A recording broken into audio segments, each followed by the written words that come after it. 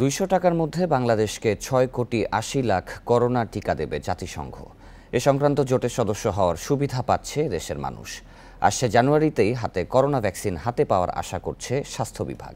এরই মধ্যে টিকা কেনার জন্য 735 কোটি টাকা বরাদ্দ করেছে অর্থ মন্ত্রণালয়।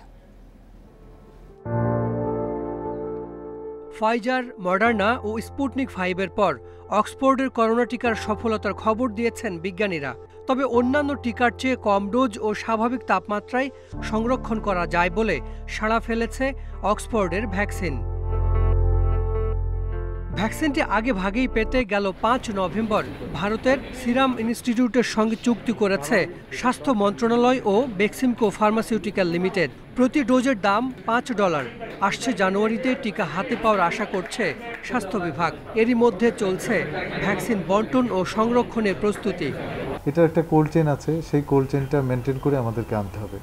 তো আমাদের বেক্সিমকোর সাথে যে চুক্তিটা হয়েছে তাদেরকে আমরা বলেছি এটা আমাদের যেখানে এগুলো রাখার সক্ষমতা আছে, যেমন জেলা পর্যায়ে আছে আমাদের, ঠিক আছে, উপজেলা পর্যায়ে আছে, তাহলে সেই সমস্ত জায়গাগুলোতে তারা ভ্যাকসিন পৌঁছে দেবে। ভ্যাকসিনটাকে মাঠ পর্যায় পর্যন্ত নিয়ে যাওয়ার জন্য শুধু যন্ত্রপাতিতে তো হবে না, ম্যান পাওয়ার লাগবে। তাহলে সেই ম্যান পাওয়ার আমরা আমাদের যে 26,000 হেলথ অ্যাসিস্ট্যান্ট আছে যারা ফিল্ডে সবসময় ভ্যাকসিন দিয়ে অভ্যস্ত বা দিচ্ছে, সরকারের ইপিআই কর্মসূচিকে যারা বাস্তবায়ন করছে তাদেরকে আমরা কাজে লাগাবো।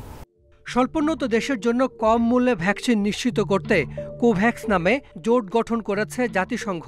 বাংলাদেশও এর সদস্য। ফেব্রুয়ারি থেকে জুনের মধ্যে এই জোটের মাধ্যমে চাহিদার 20 ভাগ ভ্যাকসিন পাবে বাংলাদেশ।